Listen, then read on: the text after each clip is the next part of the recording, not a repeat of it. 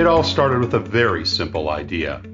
Tell the stories of how successful middle market CEOs made it to the corner office.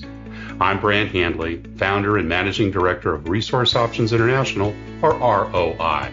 We're the USA's premier executive search firm focused exclusively on empowering middle market companies to attract, hire, and retain A players while transforming top executives' careers and lives. ROI's Into the Corner office is dedicated to discovering how middle market CEOs advance their career, and we're making these remarkable and sometimes quite unbelievable stories available to you for the very first time. Listen and learn about the challenges they've overcome, the interesting people they've met along the way, and the lessons learned that steered these executives' unique journey into a middle market corner office of their own. I know you enjoy these CEO stories as much as I've enjoyed recording them. So thank you for listening today. And if you like what you've heard, rate us on iTunes or wherever you get your podcasts. I'm looking forward to you joining me on the next great middle market CEO adventure into the corner office.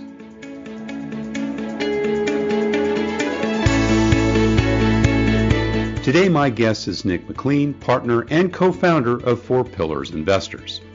Four Pillars is a private equity firm that partners with entrepreneurs and investors to purchase and operate lower middle market businesses with annual revenues between $20 million to $250 million and an untapped potential for growth.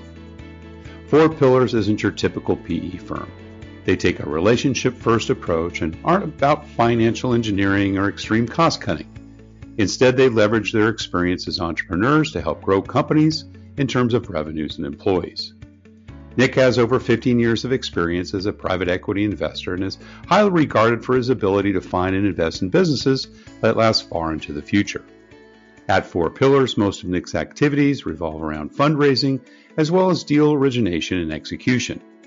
He also runs a popular YouTube channel with over 250,000 views where he regularly shares knowledge about the ins and outs of private equity investments and his growing audience. Nick McLean, welcome into the corner office. Thank you, Brant. Thanks for having me.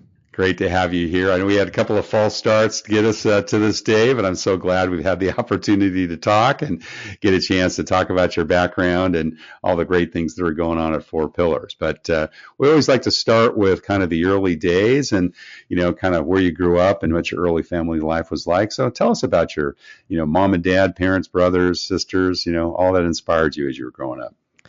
Absolutely. I'll start by saying I really think I had a blessed childhood. Mm-hmm. Necessarily super wealthy or anything along those lines, but I had two parents who I know loved me then and continue to love me. I had a great sister that was supportive as well, and so I think if you have family members that you still consider you're close to, both parents and siblings, I consider that. Consider yourself to be pretty lucky, and I certainly consider myself to be lucky in that regard. That's an important part of the foundation, isn't it? It is. Yeah. I was born in a city outside of Kansas City, Missouri called St. Joseph. It's about 70 to 80,000 people. I think as an adult, you would say that St. Joseph was a good place to raise a family. As a kid, you kind of think that it's kind of boring because there's not a lot of distractions or attractions or ways to get in trouble. So we found other ways to get in trouble, I guess I should say. As a kid or as a young person, really bounced around in terms of what I thought I wanted to do. I think the earliest memory I have of what I wanted to be when I grew up was actually a neurosurgeon. Wow. It is kind of unique, and the reason why is I remember why. I read an article in Reader's Digest, if you remember that publication. It was about a neurosurgeon, and it was really interesting. And even though I was only in kindergarten, I told my mom I want to be a neurosurgeon, even though I probably didn't even know what it was. That's so cool. What did mom and dad do? What were their professions? So my mom worked in and around healthcare, largely around training and education. So she administered training. She administered training programs. She actually has her PhD in adult education as well. So very educated, very education focused career and background. My father is more, general business now, largely in finance roles, but at a time he was a certified public accountant. No longer, hasn't kept up with the accreditation to be a practicing accountant or whatnot, but still does a lot in finance and accounting. And I will tell you that has been a great help in my career, not necessarily in terms of setting me up for a huge success or whatnot, but as you probably know, in M&A, there are a lot of different accounting and finance type issues. And in this day and age, sure, you can go to Google and find an answer, but is that the right answer? If you keep looking, are you going to find an answer that's the exact opposite? Who knows? That's why it was so helpful to have my father as a source that I could rely on whenever I had accounting issues and whatnot. Real good foundation there. Yeah. Well, if you had to kind of sum up, what kind of influence do you think your parents had on your growing up? I just overall a great influence, really. I think, at the end of the day, I knew without any shadow of a doubt that my parents would be there for me when I needed them. Now, as a high schooler, as an adolescent, did they get on my nerves? Whenever I got in trouble, was I upset with them or whatever? Absolutely. But at the end of the day, I knew I could count on them. And also I would say that I didn't fully appreciate that at the time, because in my view, I think a lot of young people, at least for myself, kind of feel like other people's home environment isn't too dissimilar from your own. Right. And also, if you think about it, I mean, you should be able to count on your parents, like in a perfect world. But unfortunately, we don't live in a perfect world. And so I guess I was a bit sheltered in not fully appreciating how lucky I was to have such a great family to support me. That's awesome. Other than neurosurgery, what other kind of inspirations did you have during your childhood? Definitely love science a lot. After I know there were some interim career goals and whatnot, but after neurosurgeon, but after the next one that I actively remember was chemistry, something, being a chemist, working in a lab, that type of thing. Love science. I remember my mom telling me how, a lot of times she'd go in the bathroom and there'd be these little Dixie cups, if you remember those, with different potions that I had made. Usually they would spill out through the bottom of the cup because I'd leave them in there and without throwing them away, which my mom didn't love. However, she was tolerant of it. And I'm just glad that I didn't mix any chemicals together and create some noxious or dangerous fumes. Right. However, everybody, I think, is alive and well and wasn't damaged by those. So, no harm, no foul, I guess. It sounds like you're a pretty good student in school. Is that correct? Yeah, I mean, I got mostly A's. I mean, as I'm sure many of the folks that you have on here, as well as, many of your clients and whatnot, somewhat competitive and also somewhat perfectionist. So, if you ask me, did I get good grades? I would say, yeah, I got, my grades were okay.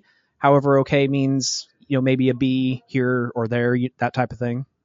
And what were some of your favorite subjects? You mentioned chemistry. Anything else that you took a liking to in those early years? I mean, definitely anything science related. Yeah. Math was okay. I mean, I didn't, math was never a huge challenge, but it also wasn't a huge area of interest, I wouldn't say. But again, like anything science related, that was really what I was excited about. What about outside of class? Sports, music, theater, anything else there that had your interest growing up? I would say my real strong interest through early childhood and into high school was basketball. Right. Unfortunately, I'm 5'10", which isn't that doesn't make me a giant among men, I think you would appreciate. So basketball wasn't necessarily the sport that I was best set up in, but really enjoyed it. Spent a lot of time playing it, and that was really what a lot of our friends would all play basketball whenever we got together and whatnot, and really enjoyed it. Yeah, that's awesome. And entrepreneurial activities, were you doing anything as a kid, making money on the side, doing the lawn mowing or paper delivery boy, anything like that? No, not really. I never thought of myself as an entrepreneur until maybe maybe early to mid 30s, I would say, I do think that I was responsible about money, and I would think about saving money. I would think about, is this the best use of the money that I have saved and that I had earned? But I wish this were different, but I was never the guy that had the idea for a better mousetrap or a killer app. I wasn't the guy that always had saw that there was a need for a lawnmower or a paperboy or whatever, and wanted to fill that need. So Right. I still do consider myself an entrepreneur. It's just it's a little bit slightly different flavor of entrepreneurism than a lot of the stories we hear about where they started 5 businesses before they were 10 years old, that type of thing. Sure. Was it pretty clear going to college? I mean, mom was a PhD, dad probably had a college degree. Was that something expected of you, or just kind of always planned on?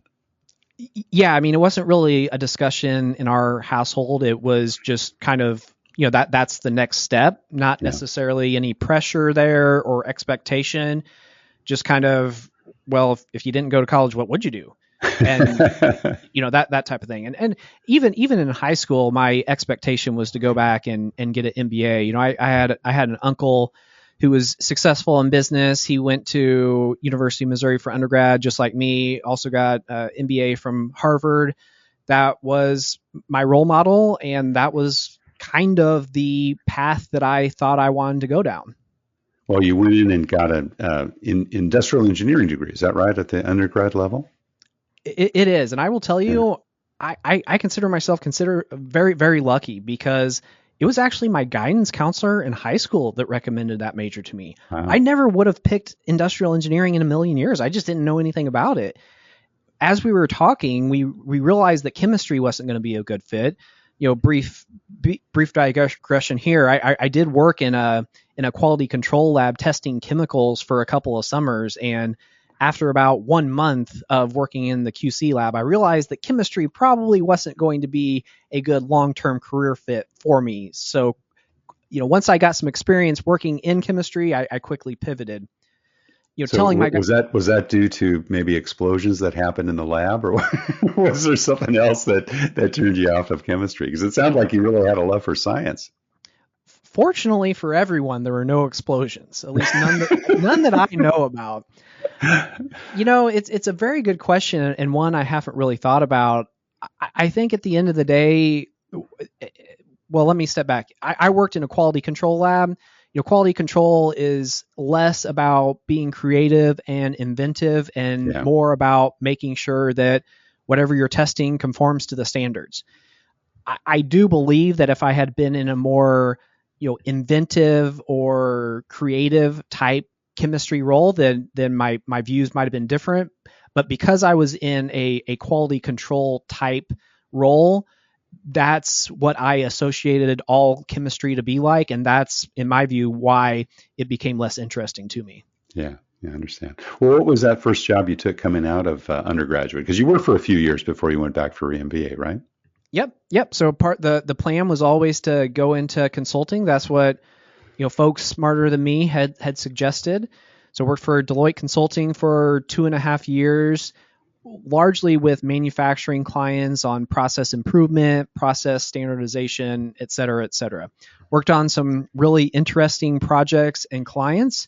Actually got to take a trip to China, also a couple of trips to Germany, actually, in addition to weekly travel to various destinations within the United States. Whenever I went into consulting, I really had the idea that it was going to be a 2 to 5 year type or 2 to 5 year length of employment there. I stayed there for 2.5 years, a little bit on the shorter end. And the reason for that is because I saw myself going down an increasing path of specialization, where I was really trying to keep my career experiences as broad as possible. So that was what led me to apply for business school when I did. Got it. And in those first kind of consulting roles, were you individual contributor? Did you have any leadership responsibility during those days? Largely individual contributor. There were some analysts that, somewhat kind of, iffy type, were reported to me more informally, I guess I should say. But again, largely individual contributor. Now, you went back to the University of Michigan for your MBA. Great school. That's in Ann Arbor, right? Correct. And what made you choose that location? Well, I'll be honest with you. Harvard was definitely my far and away top choice. Didn't get in there. Not only did I not get accepted, didn't even get invited to a first-person interview or an in-person interview. And what that means is essentially they look at your application, laugh, and then either burn your application because it was so bad, or at least put it in the trash can so that there's no fire hazard or whatnot. I joke. I hope you realize. Since I didn't get into Harvard, it really came down to Kellogg and Michigan. I visited both schools, just really had a great feeling about Michigan, decided to go there, and it was a great experience. Awesome. And then what was the next step after that coming out? Back into consulting? No, I need to talk a little bit more about that, because going into grad school, my expectation was that I would work for a Fortune 500 company in a rotational program of some sort. I would stay with that company for 20 to 30 years. I would get the gold watch and then retire, or retire and then get the gold watch. I'm not sure which the proper chronology is, but I just thought I was going to be a one company guy and spend my entire career there and try and rise through the ranks. In grad school, got exposed to private equity, got exposed to investment banking. Really what I got exposed to was M&A within the middle market and the lower middle market, and it just fascinated me. So while I was in school, pivoted from pursuing operations type positions to something in investment banking or private equity. After grad school, my first role was with a boutique M&A shop in St. Louis. Stayed there for about a year and a half, and really that's a similar story repeated at many of my future roles. I would accept a position that at the outset sounded really exciting and it would really advance my career. And somewhere between 6 and 12 to 18 months later, not only would I be less excited about the opportunity, I really wouldn't like the opportunity at all. After one or two of those, you can chalk it up to bad luck or bad decision making or whatever. After 4 or 5, at that point, I think you kind of have to look at yourself in the mirror, and that's exactly what I did. And I realized I was more entrepreneurial than I gave myself credit for. Now, there's a term that has been popularized within the last 3 to 5 years that I wasn't familiar with at the time, but that term is called entrepreneurship through acquisition. That's the flavor of entrepreneurship that really resonates with me, because like I said, I didn't have all these ideas for great businesses to start, even though I wish I would have. But buying a business, growing it, buying other businesses, that's what really got me excited. And that's why I now call myself an entrepreneur. I love that. You'd mentioned earlier about your, being drawn to the middle market. And as I think as we've discussed before, our search practice is focused on middle market companies. Love that. And I have my own reasons. But tell us a little bit about what attracted you to them and what's kept you there. Really, I would say a big part of it has been the lack of bureaucracy and other red tape associated with large organizations. I'm sure you've worked with large organizations before, and I mean, it's incredibly difficult to get anything done. Even things that are small that you shouldn't think would be an issue at all. Companies in the lower middle market, they don't have the luxury to spend 3, 4, 5 months making decisions. I mean, I'll give you an example. One of our portfolio companies was applying for a supplier code for a very large, well-known company. I mean, how long do you think that would take? Well, we thought, okay, no more than 6 months. Well, it wasn't 6 months. It was 18 months. 18 months to get a supplier code from a large manufacturer, even though their engineers were screaming down our necks about how badly they needed our capabilities and capacity. I couldn't agree with you more. The same reason as we're attracted. We started kind of our Goldilocks journey in search, starting with startups. A lot of fun. not a lot of money, more stock certificates I know what to do with, held our own with enterprise and large corporate customers. But there's something about that middle market. They're about having fun and making money. They don't have that big bureaucracy. And it's really just pure business. It's getting stuff done. It's P&L. It's, making things happen every day that continue to grow. And you have a lot more, what we found, a lot more cultural diversity, right? People that are really, engaged and do well in the middle market tend to have very strong cultures. Have you found that as well, Nick? Oh, absolutely. One thing that I've talked about on some of the videos that I've recorded for my YouTube channel is that you look at the value or mission statement for these large companies, and they all say things like ethics and integrity and honesty. And quite frankly, you can't tell them apart. Now, how can you tell me that your company has a unique culture when your mission statement and your values and all that sound very similar to every other company out there? Well, I don't think you can. So I completely agree with you that, once you get that large, it just becomes more and more homogenous in terms of your company culture. We talked a little bit about 4 pillars as well in the introduction. Tell us what kind of led you to, found the company and, kind of your last couple of experiences before getting involved or co-founding 4 Pillars Investors almost 10 years ago. Well, I told you that after 6, 12, 18 months, I was in these roles and I didn't like them. What I was looking for in those roles was I didn't necessarily have to be president or CEO, but I wanted a seat at the table where I wasn't necessarily making the decision, but I at least got to hear the decision makers talking about it, voice my input, even if it wasn't accepted, that type of thing. What I realized that if I wanted a seat at the table, not only was I going to have to build the seat myself, I was going to have to build the table as well. So after I realized that, the next step or the strategy became clear is that I had to start my own business with the goal of being to purchase a business that I would then run. Yeah, so clear. And so 10 years ago, you sought out on this mission, and you've got some co-founders. I think they're all CEOs, right? They've all run different types of companies. Tell us a little bit about kind of how you found those folks and, how 4 Pillars was formed. Absolutely. So I was working on a deal for a small machine shop and had a hole of equity of, a couple $100,000 or whatever the number was. I was reaching out to my network trying to fill that hole, and a deal attorney that I knew encouraged me to talk to this guy named Thomas Sanford. Of course, happy to talk to Thomas. Good meeting with Thomas. After the meeting, he told me, yes, Nick, I would like to invest in this deal. However, I don't just want to invest in this deal. I want to be partners with you. What do you think? Well, at first I thought, well, the answer should obviously be no, because anybody that is crazy enough to want to partner with me clearly has a bad decision-making process. After I, got over that initial reaction, I was really open to it. And, we tried to have a accelerated, get to know you process.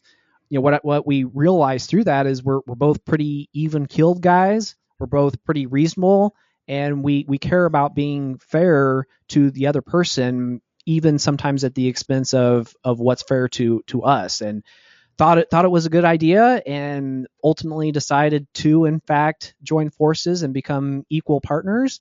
And I will tell you that it's really been one of the best decisions I've made. I mean, Thomas I would consider him one of my best friends, if not my best friend.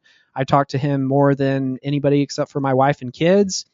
We have been through a lot of good times, a lot of bad times, and I think that our relationship at present is as strong or stronger than it ever has been, with literally, I would say, 0 cracks. I just think that he's going to be a lifelong friend and business partner, and I'm very happy about that. That's really rare. Yeah, absolutely. Now, before we get off that topic, I just want to, because it's interesting that first deal that we looked at, we're really happy that we did not pursue that deal. 2 to 3 years after we were looking at it or reading in the paper, the seller got sentenced to federal prison Oh, because he yikes. defrauded his buyers. So Thomas and I really dodged a bullet on that first deal that we looked at together. Gosh, that's great. And did you bring on other partners, or has it been the two of you? And tell us a little bit about, your firm today. Yep, just the two of us as partners. We do have one other member of the team named Jacob Cohen, who's largely responsible for business development and bringing in new acquisition opportunities. Pretty lean shop, but that's because we're not trying to close 10 deals a year. Really, we're trying to close one or two, and that's a pace of acquisitions that between the three of us we can handle. And you work in kind of that 20 million to 250 million space. Are you working across sectors? Are you agnostic when it comes to industry? If you look at our portfolio today, it's overweight in manufacturing, but part of the reason for that is my background in industrial engineering. Another reason for that, though, is that in the Kansas City area, you really can't go too far without running into a manufacturing company. However, that has changed. I would say that right now we look at companies in a very, very wide range of industries. I mean, there's a couple that we won't pursue, but generally speaking, we are not the type that looks at a deal and if it doesn't perfectly check all 10 or 20 or 200 boxes, we cast it away. We are very much of the mindset that there might be a diamond in the rough here. Let's take the mindset that is in fact the case until we're proven wrong. And about how many portfolio companies do you have at the moment? Well, let's see. It depends on how you categorize them, but I would say we have about 4 portfolio companies right now. We have two companies that are related, common ownership in Portland, as well as a third one that is a little bit smaller that is not common ownership. We have a steel fabrication company in Kansas City here. That is the company that I ran for a period of time. Right. And then we have an aluminum die casting operation with a facility in Chicago and a facility outside of Cleveland. And I assume you kind of sit on their boards. Is that kind of how you exert influence over time and, get involved in their management as well? Or what does that look like ongoing? Yeah, absolutely. I'm on the board of all of the companies I mentioned there. Our ideal situation is whenever we find a company that has a really strong management team that we can help their efforts, help them be more rigorous in capital expenditure decisions, help them think about strategy, help them gain from what we've seen from working with companies in other industries and whatnot. We're really not trying to say that we're the smartest people in the room and we'll run your company better than you.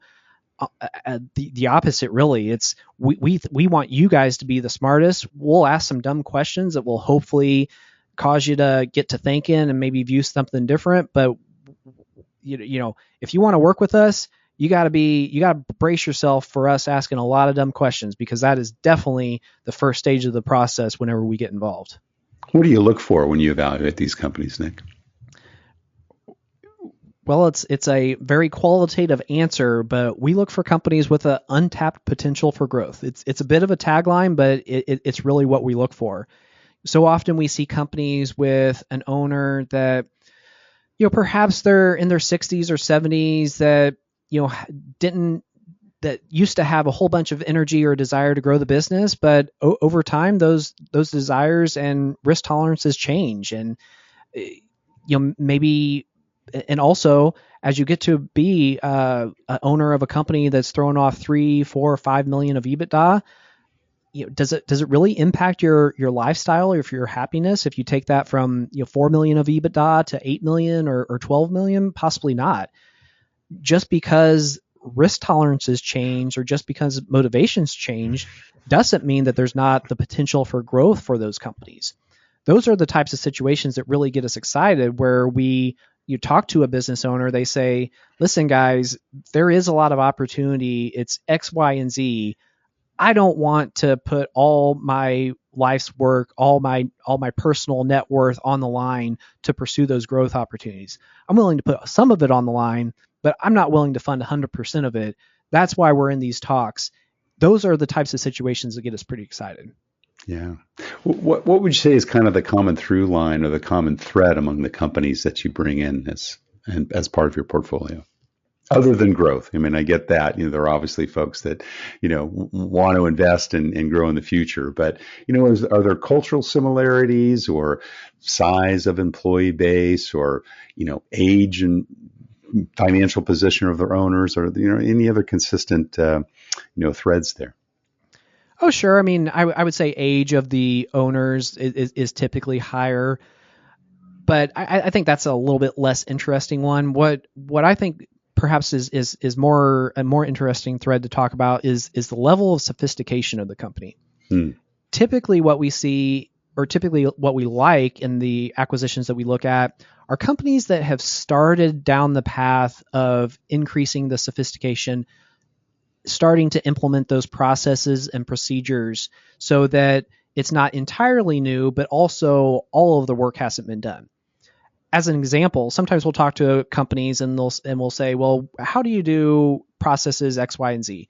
They'll say, oh, well, Joe really handles X and Y, and then Sam handles Z. Well, what happens when Joe's out of town?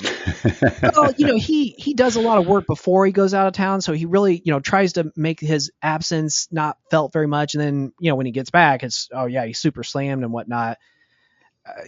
Those are the situations that, at first make us a little nervous, but we also see opportunity there, because the challenge or why that isn't desirable is because, sure, Joe can probably handle it at the level of revenue, at the level of earnings you are. What if you add another facility? What if you add another shift? What if you add a huge new customer that really challenges your systems and whatnot? Well, Joe's not going to be able to handle it, not because of any personal shortcoming, but a person's brain can only handle and process so much. So that's why, with my background in industrial engineering, with the work that we've done in these other companies, is we really like companies that are on the verge of starting down the path of increasing sophistication, because if we want to get the dollars that we target upon an exit, it can't look like a mom and pop. It has to look like a company that is actually more mature, more sophisticated than its size, its revenues and earnings might indicate. Yeah, not relying on any one or two people in the organization as well. That's important. Right. Yeah. Are there some cultural similarities that you look for? Well, I would say the cultural similarities are pretty simple. Is this the type of person that I'm going to dread every time I have to call? Or is this the type of person that I'd be open to having dinner with or having a beer with? Or, if they were in the same city, having, their family over to socialize with my family. Right. I just think if there's a person that you feel like you could have a good, enjoyable relationship with, that goes a long way, and it really helps smooth over any differences you might have in terms of where you think the company should go, what the strategy should be, etc. And are the positions that you take wholly owned, partially owned, majority owned, minority owned? What does that look like? Typically, when we're involved in a transaction, it's going to be a change of control transaction. Typically not 100%, somewhere in the 70 to 90% change of control is what we typically target. And the funds are typically used to support growth. Yes and no. I mean, I would actually say more of the funds are used for existing shareholder liquidity. If there's a $50 million transaction, I would say that generally speaking, most of that is going to go to the exiting shareholders. If there is a need for additional growth capital, that would be provided by the capital source at a later date whenever we identified specific areas where we wanted to make those expenditures.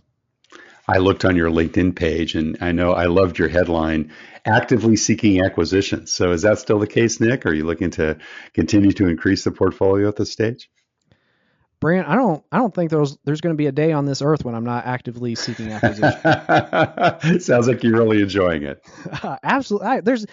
What I always tell people is if you work in business and you can't get excited about M&A, then you shouldn't be working in business. I mean, it to me is the most exciting part of business, hands down. So yeah, I get excited about it. I'm not going to say that I'm the most exciting guy at the party. I mean, I'm probably going to be the most boring guy probably, but right or wrong, I like M&A, and I'll always, the rest of my career will be spent in M&A. I love it. Great. Well, Nick, we're almost out of time. This has been very, very educational, and love the work that you're doing. We always have kind of one last question we always ask our CEO guests, and that's, what kind of career and life advice would you give to someone that has their own eyes on the corner office, or in particular, in your case, wants to be an entrepreneur themselves? I think a lot of people talk about success and achievement in terms of working hard. I think working hard is absolutely critical, but I don't think that it's all that you need.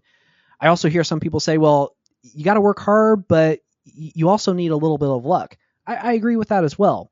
However, what you don't hear people talking about as much, at least in my opinion, is that if you really want to have outsized success, you need to be willing to take risks. You need to be willing to bet on yourself that you can overcome the odds and make it on your own, or you can take that risk and you can succeed. Now, I'm not saying you can't be successful without taking a lot of big risks, but if you want to be a CEO that really accomplishes great things for your company, then you have to get comfortable with taking risk. Got it. Right on. Nick McLean is one of the founders of Four Pillars Investors. Four Pillars is a private equity firm that purchases and operates businesses in the lower middle market. That's 20 million to about 250 million in sales. And their ideal acquisition candidate are companies with untapped potential for growth. Nick McLean, thank you so much for sharing your journey into the corner office. Thank you, Brant. Thank you for listening to Into the Corner Office with Brant Hanley. We hope you enjoyed hearing our guest CEO story as much as we did.